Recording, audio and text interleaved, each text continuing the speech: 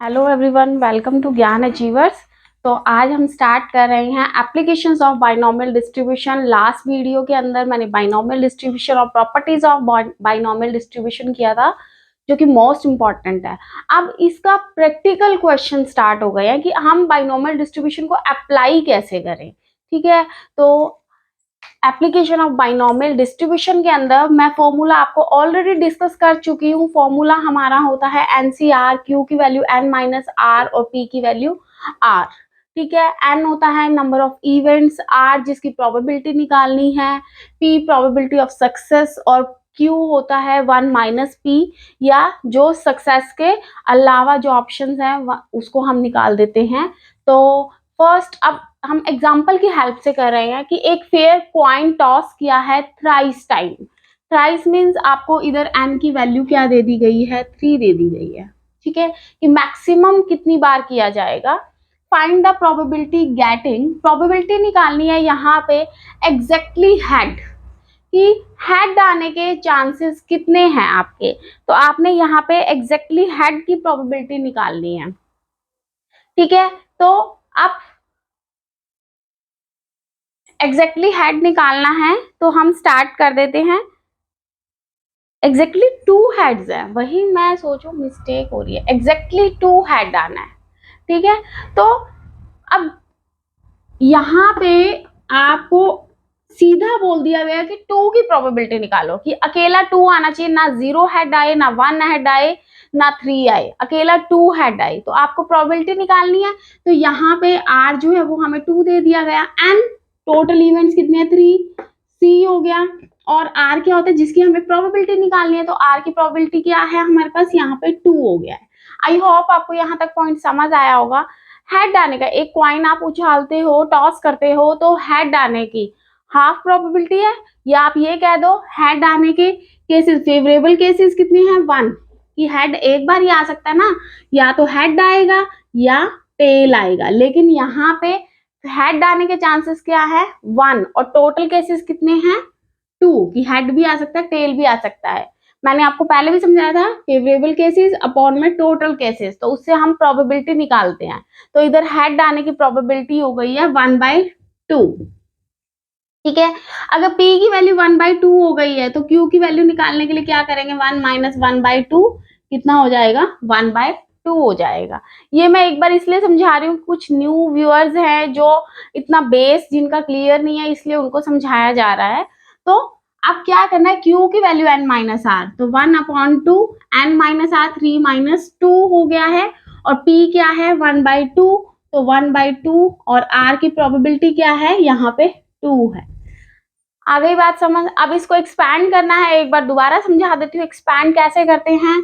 Factorial 3 का factorial upon में n minus are, 3 minus 2 का फैक्टोरियल इंटू में r का फैक्टोरियल, 2 का फैक्टोरियल। समझ आ गया आपको। और यहाँ पे 1/2 की 3 माइनस 2 कितना हो जाएगा, 1, तो इंटू में 1/2, और इधर हो जाएगा 1/4। अब फैक्टोरियल करते हैं तो हम इसको 1 तक एक्सपैंड करते हैं, तो फैक्टोरियल का यही पॉइंट होता है। तो 3 इंटू 2 इंटू 1 अपॉन में 3 माइनस 2, 1 का फैक्टोरियल 1 इंटू 2 का फैक्टोरियल 2 इंटू 1, 2 से ये कट जाएगा सारा, कितना रह गया है, 3 रह गया, 3 इंटू 1/2 इंटू 1/4, तो कितना हो गया है, 3/8 हो गया है। तो आई होप आपको ये पॉइंट समझ आ गया होगा। तो टू हेड की एग्जैक्टली ये जो प्रोबेबिलिटी निकालनी है, एग्जैक्टली टू हेड आने की प्रोबेबिलिटी क्या हो गई है हमारे पास, 3/8 हो गई है। आई होप ये पॉइंट समझ आया। नेक्स्ट वन है एटलीस्ट टू हेड। मैं कहती हूँ एटलीस्ट टू हेड आने चाहिए। टोटल केसेस कितने हैं, 3, थ्राइस बार उछाल रहे हैं, तो 2 भी आ सकता है, 3 भी। मैं कहती हूँ आपके एटलीस्ट स्टैटिस्टिक्स के अंदर 80 मार्क्स तो आने ही चाहिए आउट ऑफ 100। इसका मतलब क्या कहना चाहती हूँ कि एटलीस्ट कम से कम 80 आए। 80 से ज्यादा आते हैं तो वो आपकी मेहनत है, लेकिन 80 तो आने ही आने हैं। ठीक है, इट मींस 80 से नीचे नहीं आने चाहिए, एटलीस्ट कम से कम 80 आए जी आपके मार्क्स। तो 80 से आप 90 भी ला सकते हो, 95 भी, 100 भी। ठीक है, तो वही सेम चीज यहाँ पे है कि एटलीस्ट टू हेड के अंदर कि आपके 2 हेड भी आ सकते हैं और 3 हेड भी आ सकते हैं।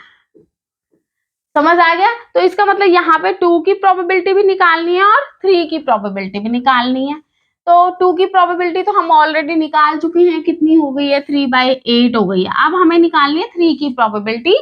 एक बार फिर से समझ लेते हैं 3 की प्रोबेबिलिटी। NCR, n कितना है टोटल हमारे पास, यहाँ पे 3 है, तो 3C3 इंटू में NQ माइनस R, 3 माइनस 3 0, और P की वैल्यू R, P की वैल्यू कितनी है, 3 है। बच्चे जब 3C3 होता है तो इसको हम 1 कर लेते हैं, इसको एक्सपैंड करने की जरूरत ही नहीं है, 1। और यहाँ पे जिसकी पावर 0 होती है वो भी 1 हो जाता है, तो यहाँ पे 1 बाय, इसको करोगे तो 1/8, तो इट मीन्स इसकी प्रोबेबिलिटी 3 की कितनी हो गई है, 1/8 हो गई है। तो आप अब कर लीजिए 3 + 8 और 1/8 कितना हो जाएगा, 4/8।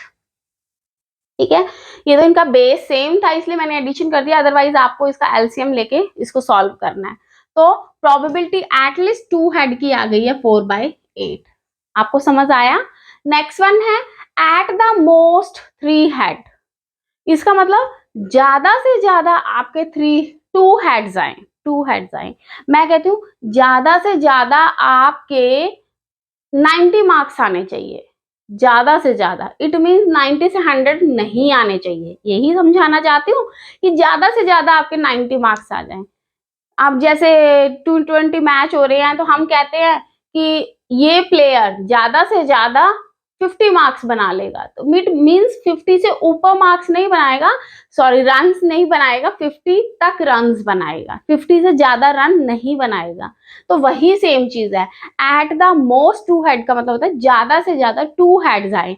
तो इधर प्रोबेबिलिटी निकल जाएगी 0 की, 1 की और 2 की। समझ आ गया आपको? 1 की और 2 की तो हमारे पास है ऑलरेडी, 3/8 + 1/8। एग्जाम में वापिस से कैलकुलेट मत करना, स्टार्ट कर देना, इक्वेशंस दे देना, इसको नेम दे देना फर्स्ट इक्वेशन, इधर साइड में लिख देना फ्रॉम इक्वेशन 1, इसको नेम दे देना इक्वेशन 2, और फिर इसको 2 और लिख देना फ्रॉम इक्वेशन 2।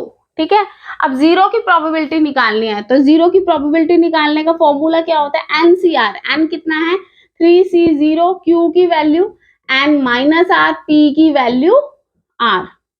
अब इसको सॉल्व करो, फैक्टोरियल 3, तो 3 into 2 into 1, 3 minus 0, 3 into 2 into 1, और 0 का फैक्टोरियल 0 हो जाएगा, ये भी कितना आ जाएगा 1/8, और P की वैल्यू कितनी हो जाएगी 1, तो इधर भी आ जाएगा 1/8। तो इसका एडिशन कर दोगे तो इधर आ जाएगा 5/8। आ गई बात समझ? तो आपकी एट द मोस्ट 2 हेड्स की प्रोबेबिलिटी भी आ गई है 5/8। आई होप आपको समझ आ गया होगा। नहीं, हमने कहीं मिस्टेक की है जी।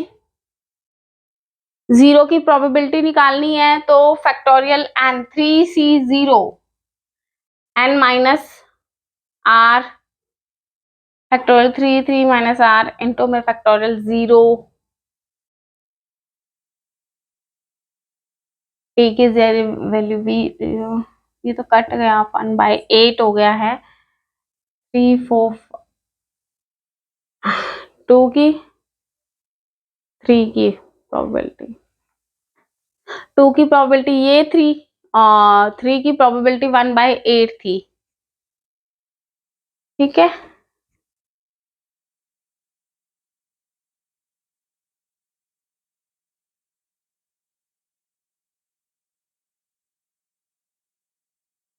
यहाँ पे हमने कहीं मिस्टेक कर दी है, 3/8 इंटू 1/8, 4/8 आना चाहिए। ठीक है, तो 4/8 हो गया है, 4/8 सही है, हाँ हमारा इधर आंसर।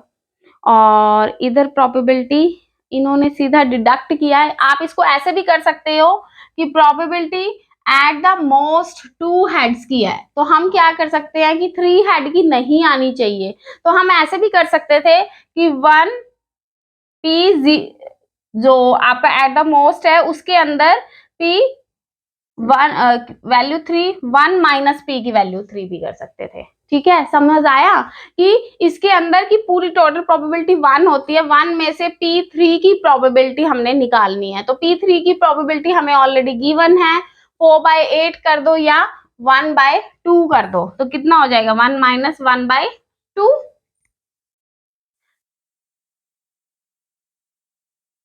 3 की प्रोबेबिलिटी यहाँ पे ये लोग 1/8 कह रहे हैं और हमने, हाँ 3 की प्रोबेबिलिटी 1/8 ही है जी, ये तो टोटल प्रोबेबिलिटी निकल गई ना 4/8। हाँ ठीक है, 1/8 प्रोबेबिलिटी है तो 1/8 कर दोगे। ठीक है, तो यहाँ पे कितनी आ जाएगी 7/8 आ जाएगी।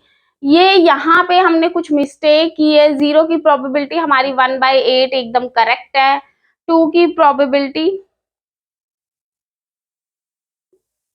2 की भी सही है, 3 की सही है, 0 की निकालने के लिए हमने यहाँ पे मिस्टेक किया NCR 3C 0, Q की value N minus R, P की value R, 3 into 2 into 1, 3 minus 0।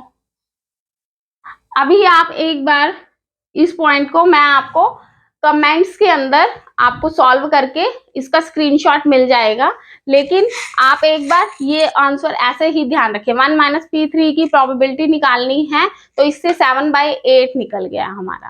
ठीक है, तो आई होप ये पॉइंट आपको समझ आ गया होगा। अब हम नेक्स्ट क्वेश्चन करते हैं। इसका आंसर मैं आपको कमेंट्स के अंदर या आपको स्क्रीनशॉट के अंदर इसका आंसर मिल जाएगा। ठीक है, कई बार कुछ कंफ्यूजन हो जाती है और वो ऑन द स्पॉट निकलती नहीं है हमारी।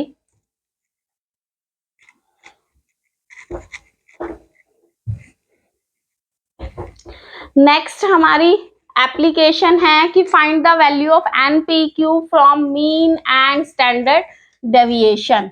तो वो निकालनी है, तो उसको हम सॉल्व करते हैं। To find NPQ, second application है to find NP and Q। हमें एक क्वेश्चन गिवन है, इसके अंदर लिखा है the mean of binomial distribution. जो मीन है वो हमें 20 दे दिया है और जो स्टैंडर्ड डेविएशन है वो हमें 4 दे दिया गया है। ठीक है, स्टैंडर्ड डेविएशन अंडरवुड NPQ जो है वो 4 दे दिया गया। आ गई बात समझ? तो अब हमें इसका वेरिएंस निकाल लें या मीन की वैल्यू क्या होती है NP होता है, NP 20 है। अब अंडरवुड NPQ है तो हम क्या करते हैं, इसका दोनों तरफ स्केयर कर देते हैं। तो कितना हो जाएगा NPQ की वैल्यू 4 4 जा 16 हो जाएगी। ठीक है, अब हमें मीन 20 दिया है, स्टैंडर्ड डेविएशन 16 दिया है, तो हम इसको डिवाइड कर लेते हैं। NPQ अपॉन में NP कितना हो गया है 16 अपॉन में 20, तो कितना हो गया 4/5। NP से NP कट गया, Q की वैल्यू हमें मिल गई है 4/5। तो हमें P की वैल्यू निकाल सकते हैं हम।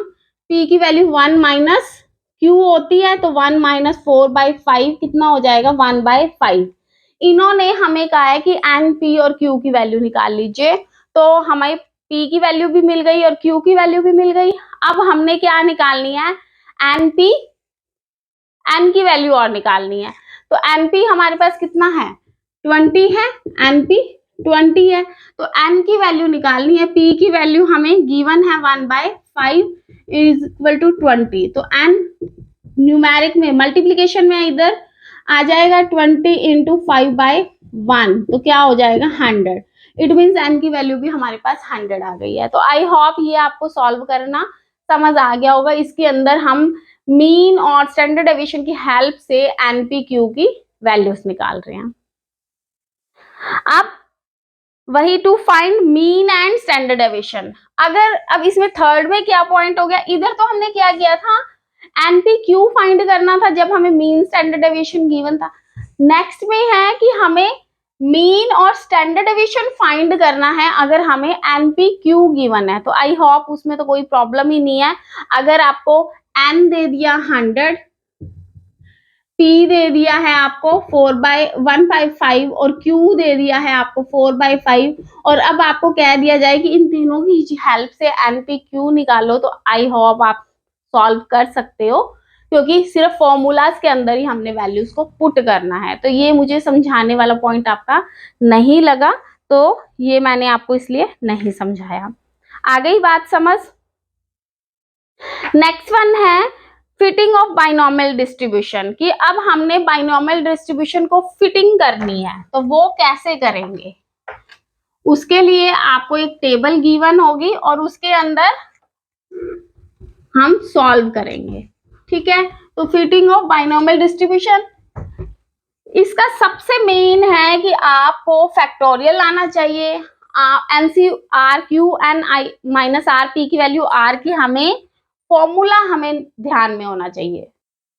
अब इसमें आपको क्वेश्चन के अंदर दे दिया है कि 4 कॉइन्स टॉस किए हैं हमने 160 टाइम्स, तो 4 कॉइन्स है तो ये n हो गया 4, 160 टाइम्स तो कैपिटल 160 हो गया। ये मैं आपको एक्सपेक्टेड फ्रीक्वेंसी निकालना सिखा रही हूँ, जबकि ऑब्जर्व्ड फ्रीक्वेंसी हमें गिवन है क्वेश्चन के अंदर, ये वाली ऑब्जर्व्ड फ्रीक्वेंसी है, ठीक है। क्वेश्चन में आ जाता है कि ऑब्जर्व डाटा हमारा ये है और आपने एक्सपेक्टेड फ्रीक्वेंसी निकालनी है। तो हेड आ गया है, फ्रीक्वेंसी आ गई है। अब वो कहते हैं कि अगर क्वाइंस अनबाइज्ड है, कि कोई भी इसके अंदर बाइसनेस नहीं है, तो P की वैल्यू क्या हो जाएगी, हेड आने के कर रहे हैं ना, तो Q की वैल्यू भी क्या हो गया 1/2, हेड आने के चांसेस देखने हैं। तो 0 1 2 3 4 है, फॉर्मूले के अंदर वही सेम है जो आपने किया है, NCR Q की value n minus R, P की वैल्यू r, बस यहाँ पे कैपिटल N से मल्टीप्लीकेशन हो जाएगा, क्योंकि एक्सपेक्टेड फ्रीक्वेंसी निकाल रहे हैं, इसलिए हर जगह पे 160 से हमने यहाँ पे मल्टीप्लीकेशन कर दिया।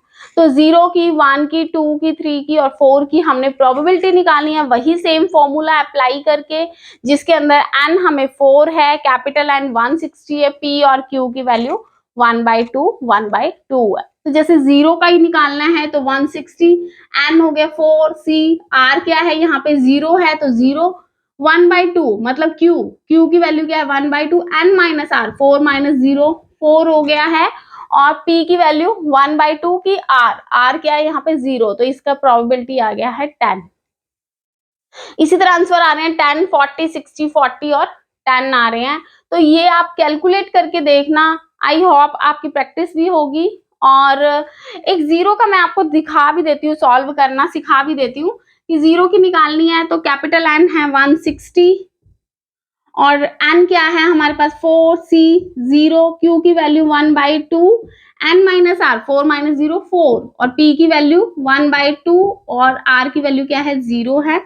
160 को एज इट इज रखो, 4 फैक्टोरियल n का क्या हो जाएगा 4 into 3 into 2 into 1, 4 minus 0, 4 into 3 into 2 into 1 into में r, 0 का फैक्टोरियल 1 ही हो जाता है, और इसको सॉल्व करेंगे तो 1/16 हो जाएगा, और 1/2 का 0 क्या होता है 1 होता है, तो ये तो हमारा कट जाएगा, 16 10 जा 160 हो गया है। तो ये क्या हो गया है हमारे पास 10 जो है हमारी इसके अंदर प्रोबेबिलिटी निकल गई है। इसी तरह से आपको ये सारी की सारी प्रोबेबिलिटीज निकालनी है। तो ये थी हमारी एप्लीकेशंस ऑफ बाइनोमियल डिस्ट्रीब्यूशन। अभी तक मैंने आपको पहले फॉर्मूला, सारा इंट्रोडक्शन समझाया था बाइनोमियल का, उसके बाद प्रॉपर्टीज जो कि बहुत बहुत इंपॉर्टेंट थी, और आज हमने प्रैक्टिकली इस बाइनोमियल डिस्ट्रीब्यूशन को अप्लाई करना सीखा था। किस किस वे में क्वेश्चन आ सकते हैं, मीन भी निकालना सिखाया है आपको, स्टैंडर्ड डेविएशन भी, एक्सपेक्टेड फ्रीक्वेंसी भी, फॉर्मूले के अंदर भी, और वो जो पॉइंट है कि किस तरह से 0 की यहाँ पे प्रोबेबिलिटी हमारी सही निकली है। हो सकता है कोई पॉइंट वहां पे मैंने कोई कैलकुलेशन में मिस्टेक कर दी हो, तो वो मैं चेक करके आपको साथ के साथ वहां पे स्क्रीनशॉट में आंसर मिल जाएगा। तो मिलती हूँ नेक्स्ट क्लास में। अगर आपको क्लास समझ आई है, पसंद आई है, तो आप प्लीज प्लीज लाइक, शेयर और कमेंट करना मत भूलिए, और सब्सक्राइब कीजिए चैनल को, ताकि आपको हर न्यू नोटिफिकेशन मिल सके। तो मिलती हूँ नेक्स्ट क्लास में। Thank you so much, have a nice day, God bless you.